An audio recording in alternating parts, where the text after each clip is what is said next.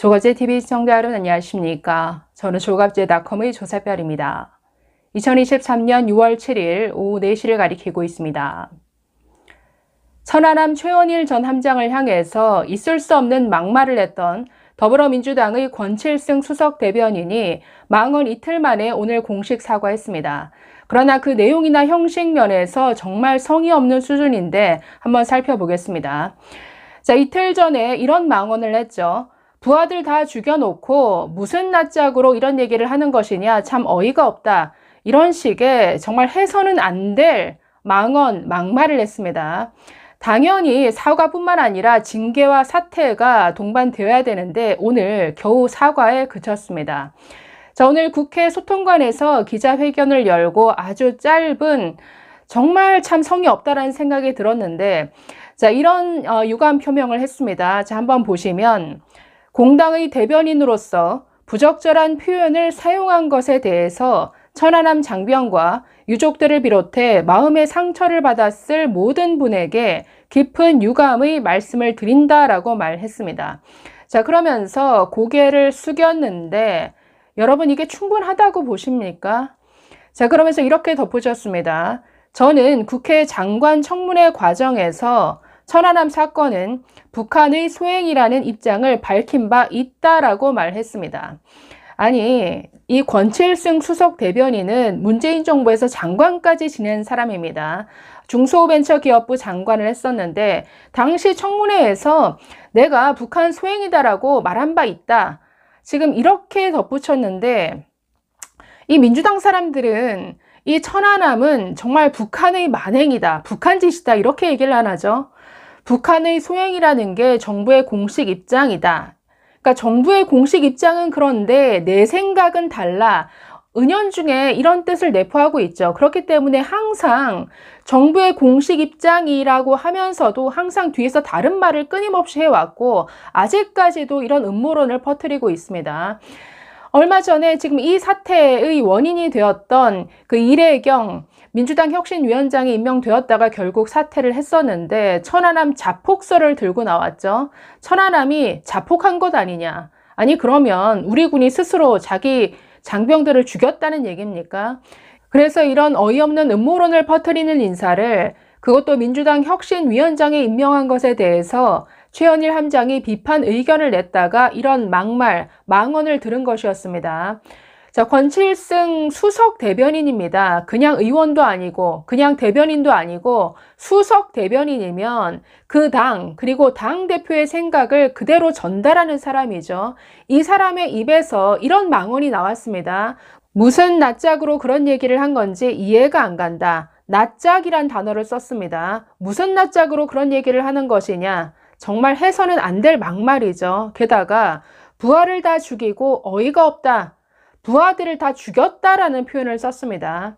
자, 이 최원일 함장은 천안함 사고 당시에 그 함장실에 있다가 정신을 잃었다가 소화기를 가지고 문을 부수고 그 문을 연 부하들에 의해서 구출이 됐습니다. 그 이후에 배에서 내리지 않고 끝까지 그 천안함에 남아있던 생존자들을 수색하고 구출하다가 마지막에 그 배에서 퇴선을 했습니다.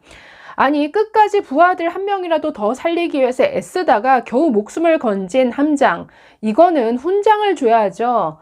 영웅이죠. 호국 영웅으로 대우를 해줘야 되는데 아니 부하들을 다 죽였다? 아니 부하들을 죽인 건 우리 장병 46명이나 죽었습니다. 이거 북한 소행이죠. 북한의 만행이죠. 그럼 북한에 대해서는 한마디 말도 못하는 주제에 어디다가 지금 낯짝 운운을 하면서 지금 누구를 비판하고 누구를 폄하하는 겁니까? 이건 절대로 이런 수준의 사과로 끝낼 문제가 아니죠.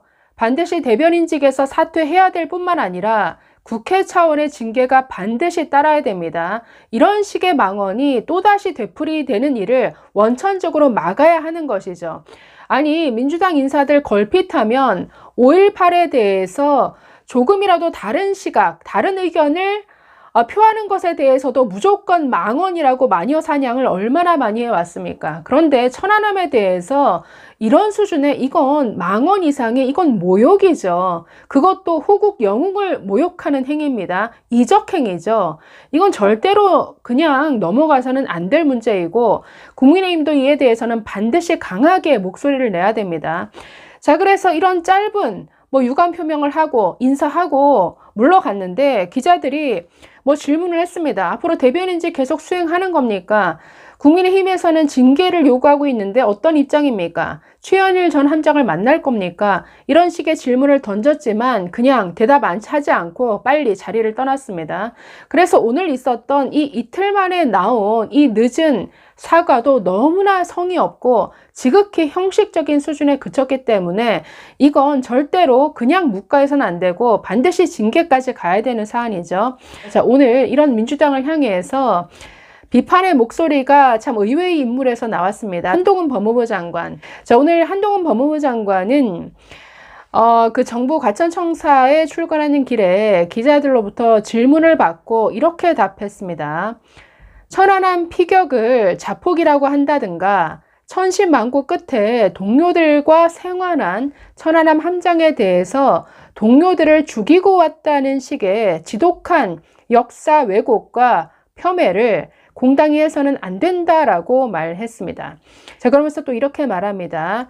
특히 우리나라는 5.18 민주화 운동에 대해서 왜곡하거나 폄훼하는 것을 형사처벌하는 실정법까지 운용하는 나라이고 그 법을 민주당이 주도해서 통과시키지 않았습니까? 자, 그런데 천안함 피격은 북한의 불법적인 공격이라는 것이 역사적 평가다. 사실 이 표현도 좀 약하죠. 북한의 불법적인 공격이라는 것이 역사적 평가가 아니라 사실이죠. 역사적 사실이죠. 자, 그러면서 이렇게 말합니다. 언젠가는 북한에 대해 법적 책임을 물어야 할 문제이며 때가 되면 그 시점에 법무부가 필요한 일을 할 것입니다. 누구든지 자유롭게 의견을 말할 수 있지만 자유로운 의견을 말하는 것에서도 정략적인 이유로 역사를 왜곡하면 안 된다는 이 넘지 말아야 할 선이 있습니다. 자, 이렇게 강조했습니다.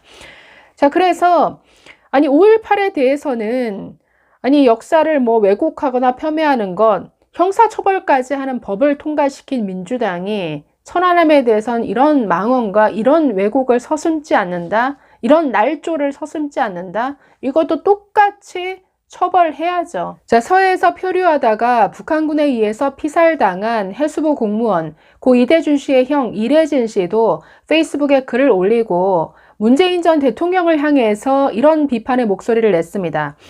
최원일 전 천안함 함장에게 막말을 일삼는 민주당은 각성하라.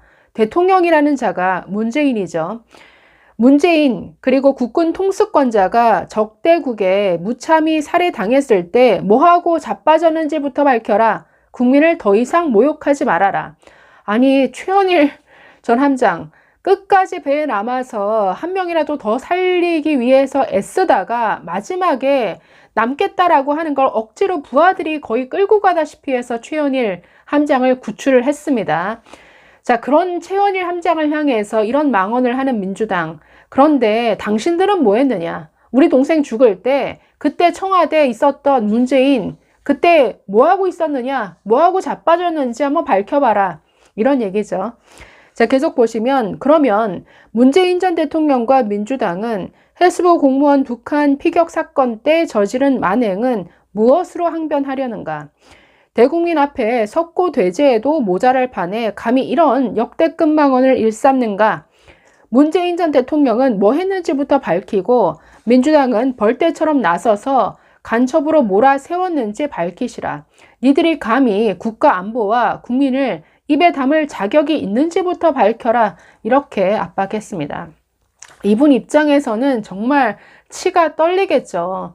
아니, 자신의 동생이 6시간 동안 북한 해역에서 발견되었고 그걸 당시 청와대가 알고 있었습니다. 그럼에도 불구하고 우리 국민을 살리기 위한 아무런 조치도 하지 않았던 문재인과 이 민주당 세력이 누구를 향해서 이런 망언을 일삼느냐. 정말 기가 막히다 이런 반응인데 정말 기가 막힌 이런 발언과 이런 망언이었습니다. 절대 사과로 끝내서는 안 되고 반드시 징계가 이루어져야 한다. 감사합니다.